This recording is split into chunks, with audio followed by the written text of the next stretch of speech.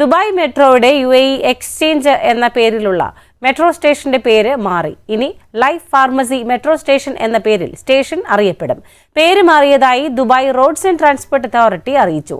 പേരിടുന്നതിനുള്ള 10 വർഷത്തെ കരാറാണ് life ഫാർമസിക്ക് RTA നൽകിയത്. മലയാളി ഉടമസ്ഥതയിലുള്ള ഫാർമസി ക്ലിനിക് കമ്പനിയാണ് ലൈഫ് ഫാർമസി. മെട്രോ സ്റ്റേഷനുകളിലെ എല്ലാ ബോർഡുകളിലും പുതിയ പേര് മാറ്റി സ്ഥാപിച്ച് വരികയാണ്. First time in television history, one man's 17-year TV show, 850 plus episodes, one anchor every week, 17 years, Middle East this week, only on Jaihind TV. An Elvis Chamar TV show.